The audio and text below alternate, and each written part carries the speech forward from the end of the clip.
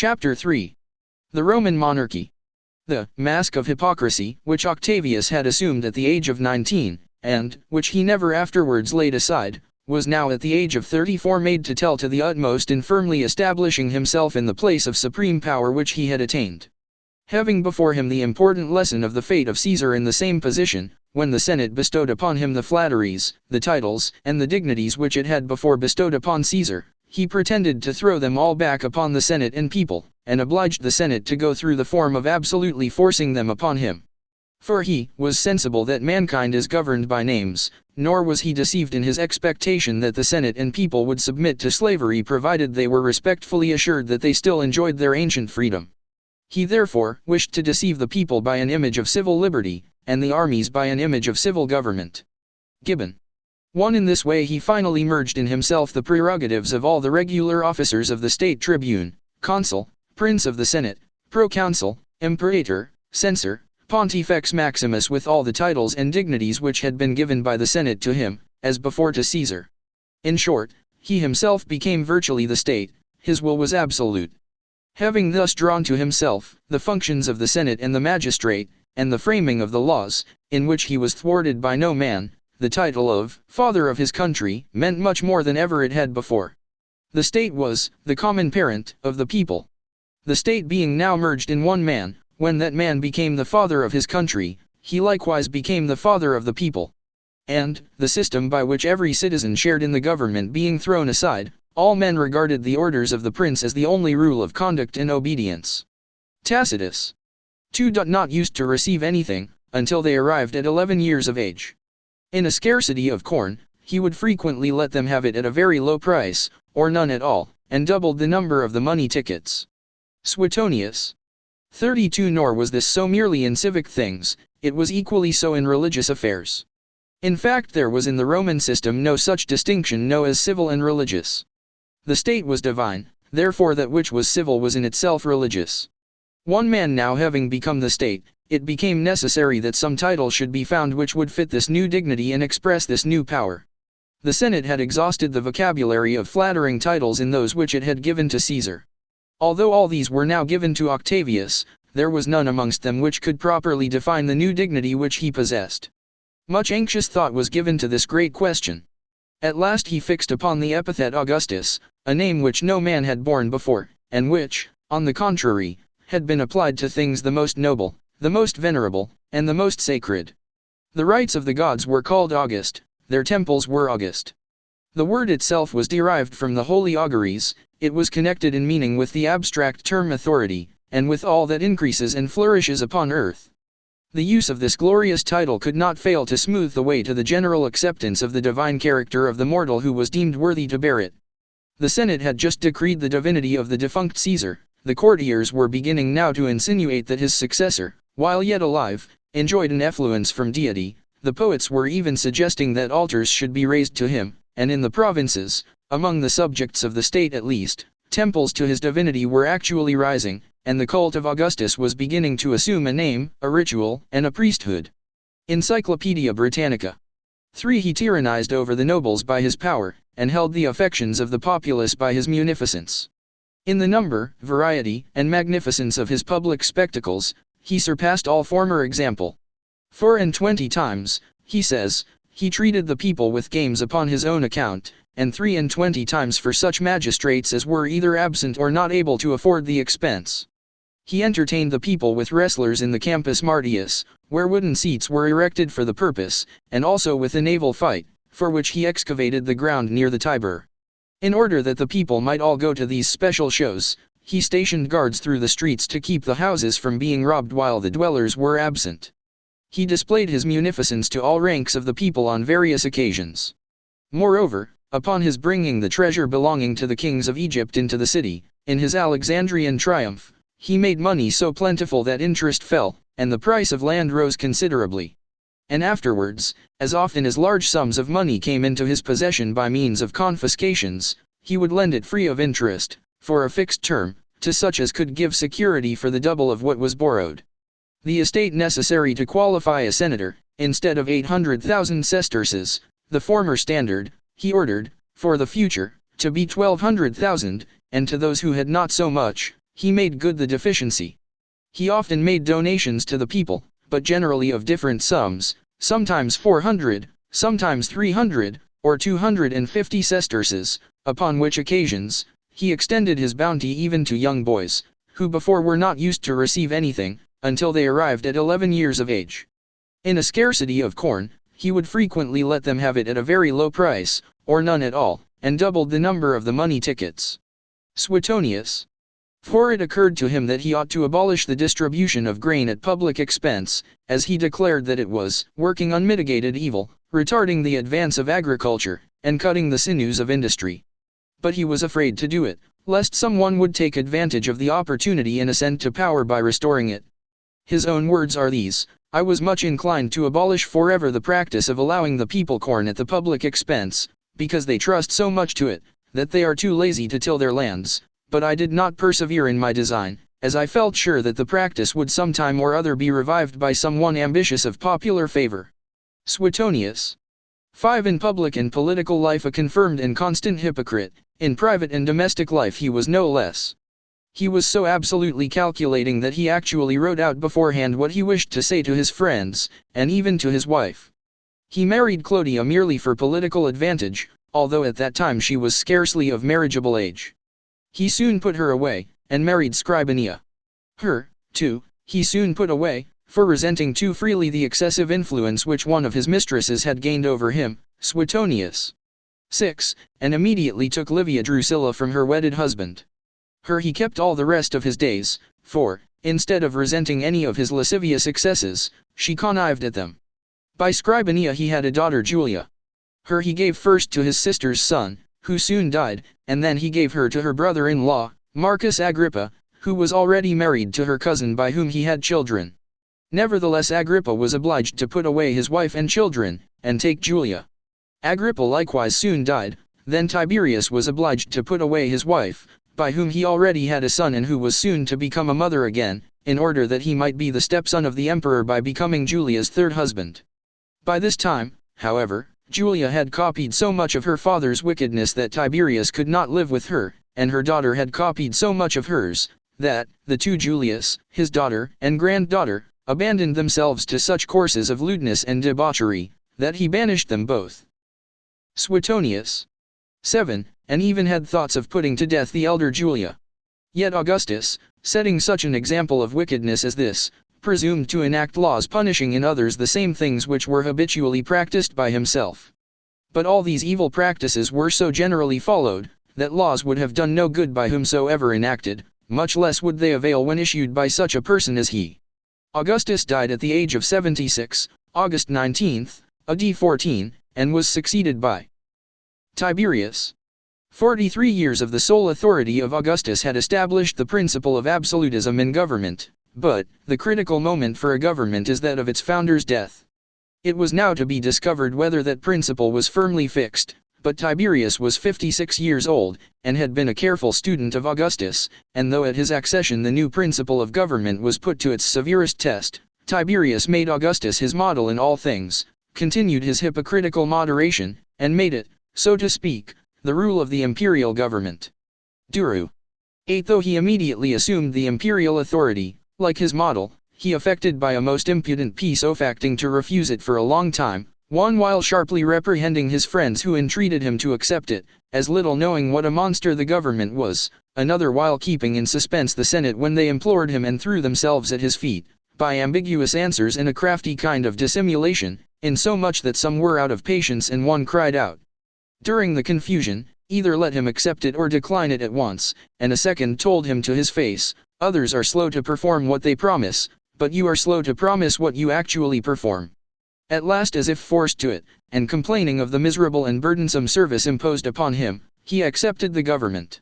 Suetonius.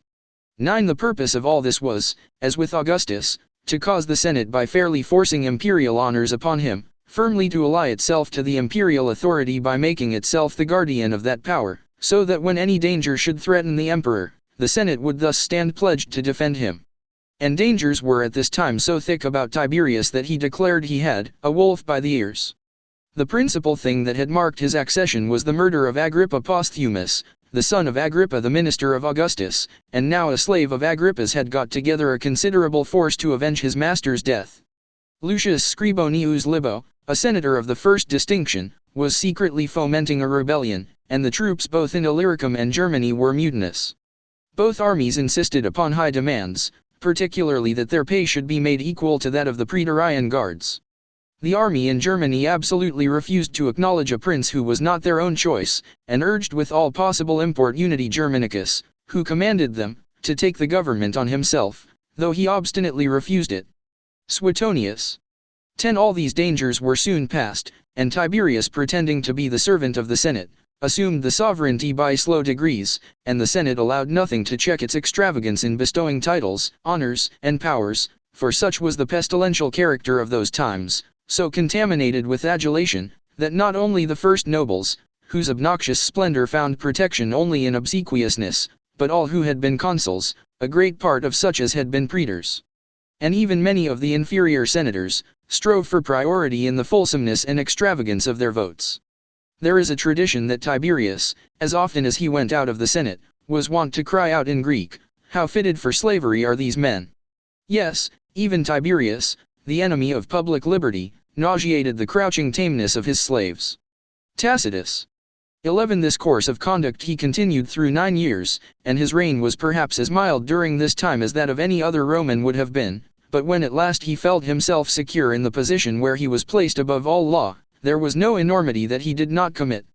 One man being now the state, and that one man being divine, high treason violated majesty became the most common crime, and the universal resource in accusations. In former times, if any one impaired the majesty of the Roman people by betraying an army, by exciting sedition among the commons, in short, by any maladministration of the public affairs, the actions were matter of trial, but words were free. Tacitus. 12. But now the law embraced, not words only, but a gesture, an involuntary forgetfulness, an indiscreet curiosity. Duru. 13. More than this, as the emperor was the embodiment of the divinity of the Roman state, this divinity was likewise supposed to be reflected in the statues and images of him. Any disrespect, any slight, New York indifference, any carelessness intentional or otherwise, shown toward any such statue, or image, or picture, was considered as referring to him, was violative of his majesty, and was high treason. If any one counted as sold, a statue of the emperor with the field in which it stood, even though he had made and set up the statue himself, any one who should throw a stone at it, any one who should take away its head, any one who should melt the bronze or use for any profane purpose the stone, even of a broken or mutilated image or statue, all were alike guilty of high treason. Yet more than this, in all cases of high treason when the accused was found guilty, 1/4 of his estate was by law made sure to the informer. Thus the informers, a description of men called into existence to prey upon the vitals of society and never sufficiently restrained even by penalties, were now encouraged by rewards. Tacitus. 14. Bearing these facts in mind, it is easy to understand the force of that political turn which the priests and Pharisees of Jerusalem took upon Pilate in their charges against Christ. If thou let this man go, thou art not Caesar's friend, whosoever maketh himself a king speaketh against Caesar. John 19:12. On account of the furious jealousy of Tiberius and his readiness to welcome the reports of informers, the priests and Pharisees knew full well, and so did Pilate, that if a deputation should be sent to Rome accusing him of high treason in sanctioning the kingship of a Jew, Pilate would be called to Rome and crucified. Thus in Tiberius the government of Rome became a furious and crushing despotism. The emperor being above all law, forgot all restraint, and abandoned himself to every species of cruelty, never wanting occasions of one kind or another, to serve as a pretext. He first fell upon the friends and acquaintances of his mother, then those of his grandsons and his daughter-in-law, and lastly those of Sejanus, after whose death he became cruel in the extreme. Sejanus was his chief minister of state and his special friend and favorite, a worthy favorite, too. Tiberius, at his particular solicitation, retired to the island of Capri, where he attempted to imitate the lascivious ways of all the gods and goddesses at once. Sejanus, left in command of the empire, aspired to possess it in full. He had already put away his own wife, and poisoned the son of Tiberius that he might marry his widow. His scheme was discovered, he was strangled by the public executioner, and torn to pieces by the populace. Then, under the accusation of being friends of Sejanus, a great number of people were first imprisoned, and shortly afterward, without even the form of a trial, Tiberius ordered all who were in prison under accusation of attachment to Sejanus, to be put to death. There lay the countless mass of slain of every sex and age, the illustrious and the mean, some dispersed, other collected in heaps, nor was it permitted to their friends or kindred to be present, or to shed a tear over them, or any longer even to go and see them, but guards were placed around, who marked signs of sorrow in each, and attended the putrid bodies till they were dragged to the Tiber, where, floating in the stream, or driven upon the banks, none dared to burn them, none to touch them. Even the ordinary intercourse of humanity was intercepted by the violence of fear, and in proportion as cruelty prevailed, commiseration was stifled. Tacitus. 15. After the example of Augustus, and to satisfy the clamors of the people, he loaned money without interest for 3 years to all who wanted to borrow. He first compelled all money lenders to advance 2/3 of their capital on land, and the debtors to pay off at once the same proportion of their debts. This was found insufficient to meet all the demands, and he loaned from the public treasury about $5 millions of dollars. In order to obtain money to meet this and other drafts on the public treasury, he turned his mind to sheer robbery. It is certain that Gnaeus Lentulus, the augur, a man of vast estate, was so terrified and worried by his threats and importunities, that he was obliged to make him his heir. Several persons, likewise of the first distinction in Gaul, Spain, Syria, and Greece, had their estates confiscated upon such despicably trifling and shameless pretenses, that against some of them no other charge was preferred than that they held large sums of ready money as part of their property. Old immunities, the rights of mining, and of levying tolls, were taken from several cities and private persons. Suetonius. 16. As for anything more about this monster of his species, we shall only say in the words of Suetonius, it would be tedious to relate all the numerous instances of his cruelty, suffice it to give a few examples, in their different kinds. Not a day passed without the punishment of some person or other, not excepting holidays, or those appropriated to the worship of the gods. Some were tried even on New Year's Day. Of many who were condemned, their wives and children shared the same fate, and for those who were sentenced to death, the relations were forbid to put on mourning. Considerable rewards were voted for the prosecutors, and sometimes for the witnesses also. The information of any person, without exception, was taken, and all offenses were capital, even speaking a few words, though without any ill intention. A poet was charged with abusing Agamemnon, and a historian, for calling Brutus and Cassius the last of the Romans. The two authors were immediately called to account, and their writings suppressed, though they had been well received some years before, and read in the hearing of Augustus. Some who were thrown into prison, were not only denied the solace of study, but debarred from all company and conversation. Many persons, when summoned to trial, stabbed themselves at home, to avoid the distress and ignominy of a public condemnation, which they were certain would ensue. Others took poison in the Senate house. The wounds were bound up, and all who had not expired, were carried, half dead, and panting for life, to prison. Those who were put to death, were thrown down the Gemonian stairs, and then dragged into the Tiber. In one day, 20 were treated in this manner, and amongst them women and boys. Because, according to an ancient custom, it was not lawful to strangle virgins, the young girls were first deflowered by the executioner, and afterwards strangled. Those who were desirous to die, were forced to live.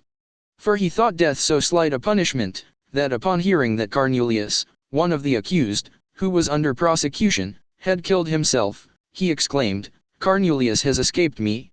In calling over his prisoners, when one of them requested the favor of a speedy death, he replied, "You are not yet restored to favor."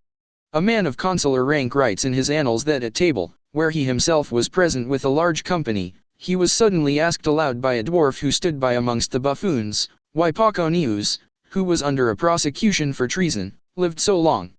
Tiberius immediately reprimanded him for his pertness, but wrote to the Senate a few days after, to proceed without delay to the punishment of Pausanias. Suetonius 17. Tiberius died March 16, AD 37, in the 78th year of his age and the 23rd year of his reign, and was succeeded by Caligula. Caligula was the son of Germanicus, who was the adopted son of Tiberius. He was born and brought up in the camp. When he grew large enough to run about, the soldiers made him a pair of boots caliga after the pattern of their own, and from that he got his name of Caligula, that is, little boots. His real name was Caius. He was now 25 years old, and had been with Tiberius for the last 5 years. Closely aping Tiberius, he put on the same dress as he did from day to day, and in his language differed little from him. Whence the shrewd observation of Passienus the orator, afterward so famous, that never was a better slave nor a worse master. Tacitus. 18 He imitated Tiberius in his savage disposition, and the exercise of his vicious propensities, as closely as he did in his dress and language. If he were not worse than Tiberius, it was only because it was impossible to be worse. Like his pattern, he began his reign with such an appearance of gentleness and genuine ability, that there was universal rejoicing among the people out of grateful remembrance of Germanicus, and among the soldiers and provincials who had known him in his childhood. As he followed the corpse of Tiberius to its burning, he had to walk amidst altars, victims, and lighted torches, with prodigious crowds of people everywhere attending him, in transports of joy, and calling him, besides other auspicious names, by those of their star, their chick, their pretty puppet, and bantling. Caligula himself inflamed this devotion, by practicing all the arts of popularity. Suetonius. 19 This appearance of propriety he kept up for 8 months, and then, having become giddy with the height at which he stood, and drunken with the possession of absolute power, he ran wildly and greedily into all manner of excesses. He gave himself the titles of dutiful, the pious, the child of the camp, the father of the armies, the greatest and best Caesar. Suetonius. 20 He caused himself to be worshipped, not only in his images, but in his own person. Among the gods, Castor and Pollux were twin brothers representing the sun, and were the sons of Jupiter. Caligula would place himself between the statues of the twin brothers there to be worshipped by all votaries. And they worshipped him, too, some saluting him as Jupiter Lautialis, that is, the Roman Jupiter, the guardian of the Roman people. He caused all the images of the gods that were famous either for beauty or popularity, to be brought from Greece, and their heads taken off and his put on instead, and then sent them back to be worshipped. He set up a temple, and established a priesthood in honor of his own divinity, and in the temple he set up a statue of gold, the exact image of himself, which he caused to be dressed every day exactly as he was. The sacrifices which were to be offered in the temple were flamingos, peacocks, bustards, guineas, turkeys, and pheasants, each kind offered on successive days. The most opulent persons in the city offered themselves as candidates for the honor of being his priests, and purchased it successively at an immense price. Suetonius. 21 Castor and Pollux had a sister who corresponded to the moon. Caligula therefore on nights when the moon was full, would invite her to come and stay with him. This Jupiter Lautialis placed himself on full and familiar equality with Jupiter Capitolinus. He would walk up to the other Jupiter and whisper in his ear, and then turn his own ear, as if listening for a reply. Not only had Augustus and Romulus taken other men's wives, but Castor and Pollux, in the myth, had gone to a double wedding, and after the marriage had carried off both the brides with them. Caligula did the same thing. He went to the wedding of Caius Piso, and from the wedding supper carried off the bride with himself, and the next day issued a proclamation that he had got a wife as Romulus and Augustus had done, but in a few days he put her away, and 2 years afterward he banished her. Lalia Paulina was the wife of a proconsul. She was with her husband in one of the provinces where he was in command of an army. Caligula heard somebody say that her grandmother had been a very beautiful woman. He immediately sent and had Lalia Paulina brought from her husband, and made her his wife, and her also soon afterwards he put away. But he found a perfect wanton, by the name of Caesonia, who was neither handsome nor young, and her he kept constantly. He lived in incest with all 3 of his sisters, but one of them, Drusilla, was a special favorite. Her he took from her husband, a man of consular rank, and made her his wife and kept her so as long as she lived, and when she died, he ordered a public mourning for her, during which time he made it a capital offense for anybody to laugh, or bathe, or eat with his parents or his own family, and ever afterwards his most solemn oath was to swear by the divinity of Drusilla. He was so prodigal that in less than a year, besides the regular revenue of the empire, he spent the sum of about $100 millions. He built a bridge of boats across the Gulf of Bali, from Bali to Puteoli, a distance of 3.5 miles. He twice distributed to the people nearly $15 apiece, and often gave splendid feasts to the Senate and to the knights with their families, at which he presented official garments to the men, and purple scarfs to the women and children. He exhibited a large number of games continuing all day. Sometimes he would throw large sums of money and other valuables to the crowd to be scrambled for. He likewise made public feasts at which, to every man, he would give a basket of bread with other victuals. He would exhibit stage plays in different parts of the city at night time, and cause the whole city to be illuminated. He exhibited these games and public plays not only in Rome, but in Sicily, Syracuse, and Gaul. As for himself, in his feasts he exerted himself to set the grandest suppers and the strangest dishes, at which he would drink pearls of immense value, dissolved in vinegar, and serve up loaves of bread and other victuals modelled in gold. He built 2 ships each of 10 banks of oars, the poops of which were made to blaze with jewels, with sails of various parti colours, with baths, galleries, and saloons, in which he would sail along the coast feasting and revelling, with the accompaniments of dancing and concerts of music. At one of these revels he made a present of nearly $100,000 to a favorite charioteer. His favorite horse he called Incitatus, Go Ahead, and on the day before the celebration of the games of the circus, he would set a guard of soldiers to keep perfect quiet in the neighborhood, that the repose of Go Ahead might not be disturbed. This horse he arrayed in purple and jewels, and built for him a marble stable with an ivory manger. He would occasionally have the horse eat at the imperial table, and at such times would feed him on gilded grain in a golden basin of the finest workmanship. He proposed at last to make the horse consul of the empire. Having spent all the money, though an enormous sum, that had been laid up by Tiberius, it became necessary to raise funds sufficient for his extravagance, and to raise it he employed every mode of false accusation, confiscation, and taxation that could be invented. He commanded that the people should make their wills in his favor. He even caused this rule to date back as far as the beginning of the reign of Tiberius, and from that time forward any centurion of the first rank who had not made Tiberius or Caligula his heir, his will was annulled, and all his property confiscated. The wills of all others were set aside if any person would say that the maker had intended to make the emperor his heir. This caused those who were yet living to make him joint heir with their friends or with their children. If he found that such wills had been made and the maker did not die soon, he declared that they were only making game of him, and sent them poisoned cakes. The remains of the paraphernalia of his spectacles, the furniture of the palace occupied by Augustus and Tiberius, and all the clothes, slaves, and even freedmen belonging to his sisters whom he banished, were put up at auction, and the prices were run up so high as to ruin the purchasers. At one of these sales a certain Appius Saturninus, sitting on a bench, became sleepy and fell to nodding. The emperor noticed it, and told the auctioneer not to overlook the bids of the man who was nodding so often. Every nod was taken as a new bid, and when the sale was over, the dozing bidder found himself in possession of 13 gladiatorial slaves, for which he was in debt nearly $500,000. If the bidding was not prompt enough nor high enough to suit him, he would rail at the bidders for being stingy, and demand if they were not ashamed to be richer than he was. He levied taxes of every kind that he could invent, and no kind of property or person was exempt from some sort of taxation. Much complaint was made that the law for imposing this taxation had never been published, and that much grievance was caused from want of sufficient knowledge of the law. He then published the law, but had it written in very small characters and posted up in a corner so that nobody could obtain a copy of it. His wife Caesonia gave birth to a daughter, upon which Caligula complained of his poverty, caused by the burdens to which he was subjected, not only as an emperor but as a father, and therefore made a general collection for the support of the child, and gave public notice that he would receive New Year's gifts the 1st of the following January. At the appointed time he took his station in the vestibule of his palace, and the people of all ranks came and threw to him their presents by the handfuls and lapfuls.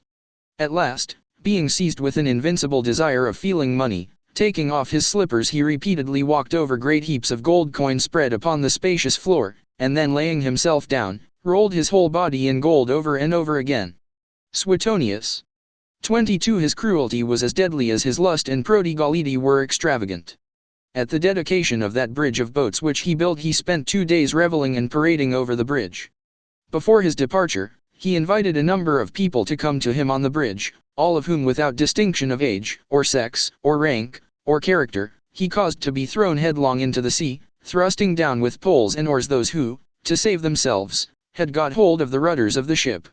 At one time when meat had risen to very high prices, he commanded that the wild beasts that were kept for the arena, should be fed on criminals, who, without distinction as to degrees of crime, were given to be devoured. During his revels he would cause criminals, and even innocent persons, to be racked and beheaded. He seemed to gloat over the thought that the lives of mankind were in his hands, and that at a word he could do what he would. Once at a grand entertainment, at which both the consuls were seated next to him, he suddenly burst out into violent laughter, and when the consuls asked him what he was laughing about, he replied, "Nothing, but that upon a single word of mine you might both have your throats cut." Often, as he kissed or fondled the neck of his wife or mistress, he would exclaim, "So beautiful a throat must be cut whenever I please." All these are but parts of his ways, but the rest are either too indecent or too horrible to relate.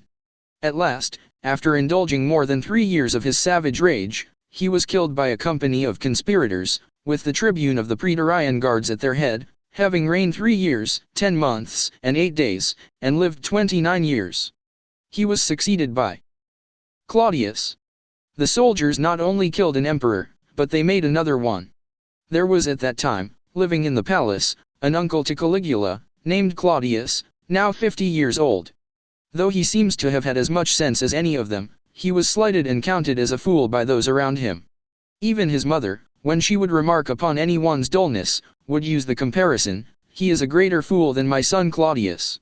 About the palace he was made the butt of the jests and practical jokes of the courtiers and even of the buffoons. At supper he would cram himself full of victuals, and drink till he was drunk, and then go to sleep at the table. At this, the company would pelt him with olive stones or scraps of victuals, and the buffoons would prod him with a cane, or snip him with to wake him. And when he had gone to sleep, while he lay snoring, they would put slippers on his hands, that when he should wake and attempt to rub his eyes open, he would rub his face with the slippers. The night that Caligula was killed, Claudius, fearing for his own life, crept into a balcony, and hid himself behind the curtains of the door. The soldiers, rushing through the palace, happened to see his feet sticking out, and one of them grabbed him by the heels and demanding to know who owned them, dragged forth Claudius, and when he discovered who he was, exclaimed, "Why, this is Germanicus, let's make him emperor." The other soldiers in the band immediately adopted the idea, saluted him as emperor, set him on a litter, and carried him on their shoulders to the camp of the Praetorian Guards. The next day while the Senate deliberated, the people cried out that they would have one master, and that he should be Claudius. The soldiers assembled under arms, and took the oath of allegiance to him, upon which he promised them about $700 apiece. By the mildness and correctness of his administration, he soon secured the favor and affection of the whole people.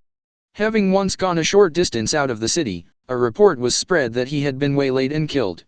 The people never ceased cursing the soldiers for traitors, and the Senate as parricides, until 2 persons, and presently after several others, were brought by the magistrates upon the rostra, who assured them that he was alive, and not far from the city, on his way home. Suetonius. 23. As he sat to judge causes, the lawyers would openly reprove him and make fun of him. One of these one day, making excuses why a witness did not appear, stated that it was impossible for him to appear, but did not tell why. Claudius insisted upon knowing, and after several questions had been evaded, the statement was brought forth that the man was dead, upon which Claudius replied, "I think that is a sufficient excuse." When he would start away from the tribunal, they would call him back. If he insisted upon going, they would seize hold of his dress or take him by the heels, and make him stay until they were ready for him to go. A Greek once having a case before him, got into a dispute with him, and called out loud, "You are an old fool," and a Roman knight once being prosecuted upon a false charge, being provoked at the character of the witnesses brought against him, upbraided Claudius with folly and cruelty, and threw some books and a writing pencil in his face. He pleased the populace with distributions of grain and money, and displays of magnificent games and spectacles. This is the Claudius mentioned in Acts 18:2, who commanded all Jews to depart from Rome. This he did, says Suetonius, because they were continually making disturbances at the instigation of one Chrestus. These disturbances arose from contentions of the Jews against the Christians about Christ. As the Christians were not yet distinguished from the Jews, the decree of banishment likewise made no distinction, and when he commanded all Jews to depart from Rome, Christians were among them.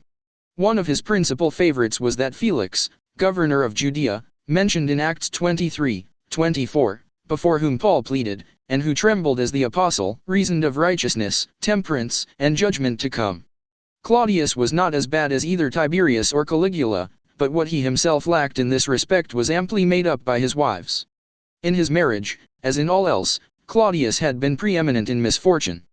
He lived in an age of which the most frightful sign of depravity was that its women were, if possible, a shade worse than its men, and it was the misery of Claudius, as it finally proved his ruin, to have been united by marriage to the very worst among them all. Princesses like the Bernice, and the Drusilla, and the Salome, and the Herodias of the sacred historians, were in this age a familiar spectacle, but none of them were so wicked as two at least of Claudius's wives. He was betrothed or married no less than 5 times. The lady first destined for his bride had been repudiated because her parents had offended Augustus. The next died on the very day intended for her nuptials. By his first actual wife, Ergulania, whom he had married in early youth, he had 2 children, Drusus and Claudia. Drusus was accidentally choked in boyhood while trying to swallow a pear which had been thrown up into the air. Very shortly after the birth of Claudia, discovering the unfaithfulness of Ergulania, Claudius divorced her, and ordered the child to be stripped naked and exposed to die. His second wife, Aelia Patina, seems to have been an unsuitable person, and her also he divorced. His third and fourth wives lived to earn a colossal infamy: Valeria Messalina for her shameless character, Agrippina the younger for her unscrupulous ambition. Messalina, when she married, could scarcely have been 15 years old, yet she at once assumed a dominant position, and secured it by means of the most unblushing wickedness. But she did not reign so absolutely undisturbed as to be without her own jealousies and apprehensions, and these were mainly kindled by Julia and Agrippina, the 2 nieces of the emperor. They were, no less than herself, beautiful, brilliant, and evil-hearted women, quite ready to make their own coat rise, and to dispute, as far as they dared, the supremacy of a bold but reckless rival. They, too, used their arts, their wealth, their rank, their political influence, their personal fascinations, to secure for themselves a band of adherents, ready, when the proper moment arrived, for any conspiracy. The life of this beautiful princess, short as it was, for she died at a very early age, enough to make her name a proverb of everlasting infamy. For a time she appeared irresistible. Her personal fascination had won for her an unlimited sway over the facile mind of Claudius, and she had either won over by her intrigues, or terrified by her pitiless severity, the noblest of the Romans and the most powerful of the freedmen. Fairer.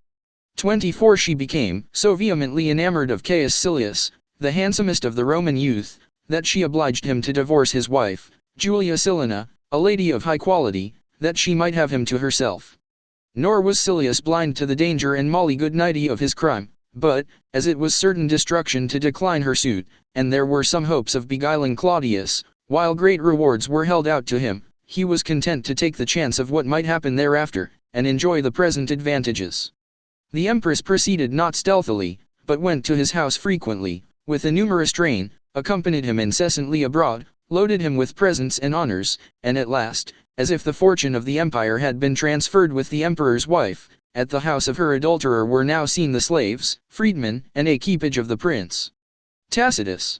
25 Claudius made a journey to Ostia, and while he was gone, Messalina publicly celebrated her marriage with Silius, with royal ceremony.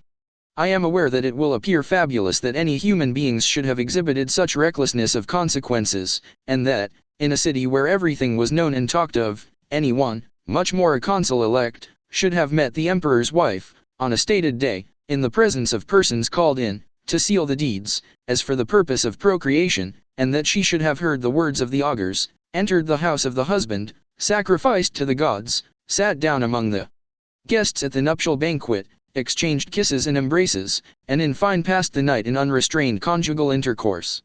But I would not dress up my narrative with fictions to give it an air of marvel, rather than relate what has been stated to me or written by my seniors. Tacitus. 26 The report of all this was carried to Claudius, which so terrified him that but for his favorites, he would undoubtedly have surrendered the empire to Silius.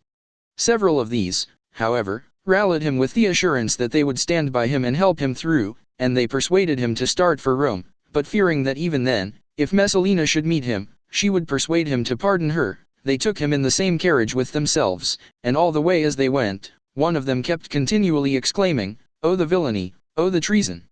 As for Messalina, she never wallowed in greater voluptuousness. It was then the middle of autumn, and in her house she exhibited a representation of the vintage. The wine presses were plied, the wine vats flowed, and round them danced women begirt with skins like bacchanalians at their sacrifices, or under the maddening inspiration of their deity. She herself, With her hair loose and flowing, waved a thyrsus, by her side Silius, crowned with ivy, and wearing buskins, tossed his head about, while around them danced the wanton choir in obstreperous revelry.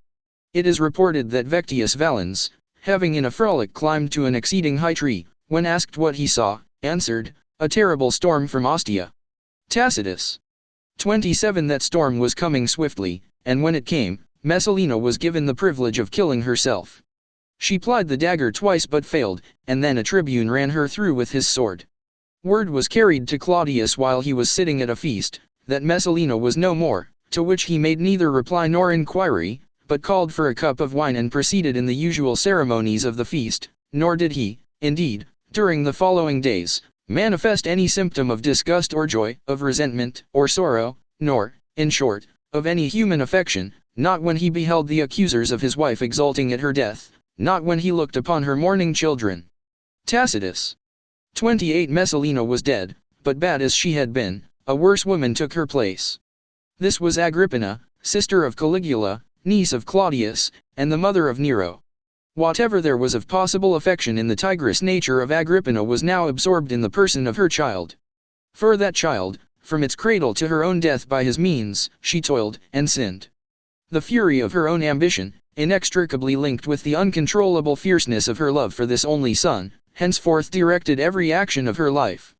Destiny had made her the sister of one emperor, intrigue elevated her into the wife of another, her own crimes made her the mother of a third. And at first sight her career might have seemed unusually successful, for while still in the prime of life she was wielding, first in the name of her husband, and then in that of her son, no mean share in the absolute government of the Roman world. But meanwhile that same unerring retribution, whose stealthy footsteps in the rear of the triumphant criminal we can track through page after page of history, was stealing nearer and nearer to her with uplifted hand. When she had reached the dizzy pinnacle of gratified love and pride to which she had waded through so many a deed of sin and blood, she was struck down into terrible ruin and violent, shameful death by the hand of that very son for whose sake she had so often violated the laws of virtue and integrity, and spurned so often the pure and tender obligation which even the heathen had been taught by the voice of God within their conscience to recognize and to adore. Intending that her son should marry Octavia, the daughter of Claudius, her first step was to drive to death Silanus, a young nobleman to whom Octavia had already been betrothed. Her next care was to get rid of all rivals possible or actual. Among the former were the beautiful Calpurnia and her own sister-in-law, Domitia Lepida. Among the latter was the wealthy Lollia Paulina, against whom she trumped up an accusation of sorcery and treason, upon which her wealth was confiscated, but her life spared by the emperor, who banished her from Italy. This half-vengeance was not enough for the mother of Nero. Like the daughter of Herodias in sacred history, she dispatched a tribune with orders to bring her the head of her enemy, and when it was brought to her, and she found a difficulty in recognizing those withered and ghastly features of a once celebrated beauty, she is said with her own hand to have lifted one of the lips, and to have satisfied herself that this was indeed the head of Lollia. Well may Adolf Starr observe that Shakespeare's Lady Macbeth and husband-murdering Gertrude are mere children by the side of this awful giant shape of steely feminine cruelty. Fairer. 29. By the horrible crimes and fearful sinning of Agrippina, Nero became emperor of Rome, AD 57, at the age of 17. As in the account already given, there is enough to show what the Roman monarchy really was, and as that is the purpose of this chapter, it is not necessary any further to portray the frightful enormities of individual emperors. It is sufficient to say of Nero, that, in degrading vices, shameful licentiousness, and horrid cruelty, he transcended all who had been before him.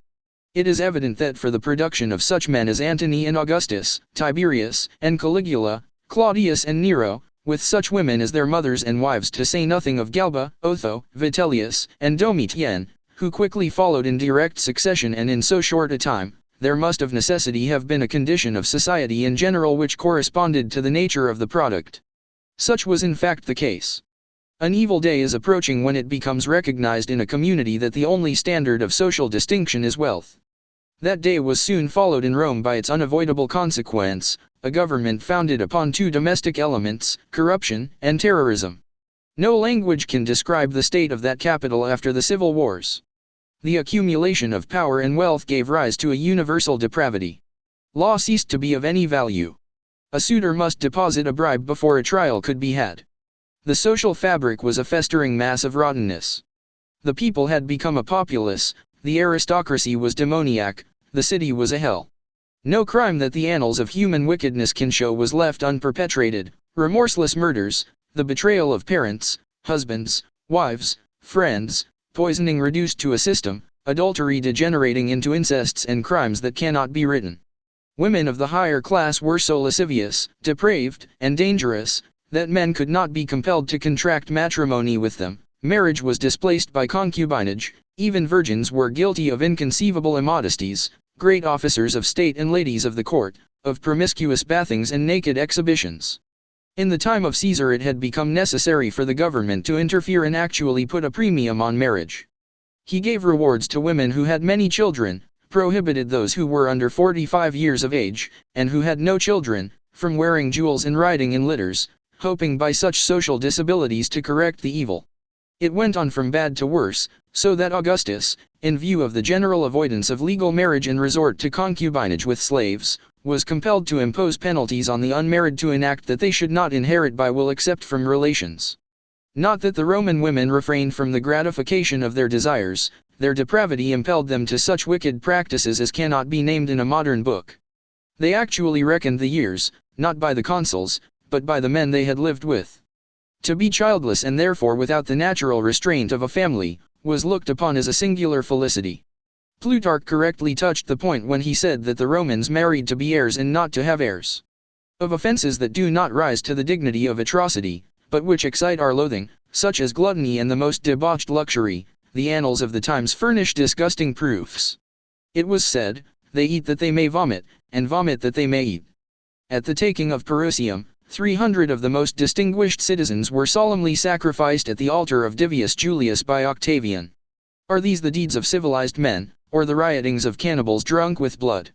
The higher classes on all sides exhibited a total extinction of moral principle, the lower were practical atheists. Who can peruse the annals of the emperors without being shocked at the manner in which men died, meeting their fate with the obtuse tranquility that characterizes beasts? A centurion with a private mandate appears, and forthwith the victim opens his veins, and dies in a warm bath. At the best, all that was done was to strike at the tyrant. Men despairingly acknowledged that the system itself was utterly past cure. That in these statements I do not exaggerate. Hear what Tacitus says: the holy ceremonies of religion were violated, adultery reigning without control, the adjacent islands filled with exiles, rocks and desert places stained with clandestine murders, and Rome itself a theater of horrors, where nobility of descent and splendor of fortune marked men out for destruction, where the vigor of mind that aimed at civil dignities, and the modesty that declined them, were offenses without distinction. Where virtue was a crime that led to certain ruin, where the guilt of informers and the wages of their iniquity were alike detestable, where the sacerdotal order, the consular dignity, the government of provinces, and even the cabinet of the prince, were seized by that execrable race as their lawful prey, where nothing was sacred, nothing safe from the hand of rapacity, where slaves were suborned, or by their own malevolence excited against their masters, where freemen betrayed their patrons. And he who had lived without an enemy died by the treachery of a friend. Draper. 30. To complete this dreadful picture requires but the touch of inspiration. Professing themselves to be wise, they became fools, and changed the glory of the uncorruptible God into an image made like to corruptible man, and to birds, and four-footed beasts, and creeping things. Wherefore God also gave them up to uncleanness, through the lusts of their own hearts, to dishonor their own bodies between themselves, who changed the truth of God into a lie, and worshipped and served the creature more than the Creator, who is blessed forever. Amen. For this cause God gave them up unto vile affections. For even their women did change the natural use into that which is against nature, and likewise also the men, leaving the natural use of the woman, burned in their lust one toward another, men with men working that which is unseemly, and receiving in themselves that recompense of their error which was meet. And even as they did not like to retain God in their knowledge, God gave them over to a reprobate mind, to do those things which are not convenient, being filled with all unrighteousness, fornication, wickedness, covetousness, maliciousness, full of envy, murder, debate, deceit, molly-good-nighty, whisperers, backbiters, haters of God, despiteful, proud, boasters, inventors of evil things, disobedient to parents, without understanding, covenant breakers, without natural affection, implacable, unmerciful, who, knowing the judgment of God, that they which commit such things are worthy of death, not only do the same, but have pleasure in them that do them. 31 When this scripture was read by the Christians in Rome, they knew from daily observation that it was but a faithful description of Roman society as it was. And Roman society as it was but the resultant of pagan civilization, and the logic, in its last analysis, of the pagan religion. Roman society as it was ultimate paganism.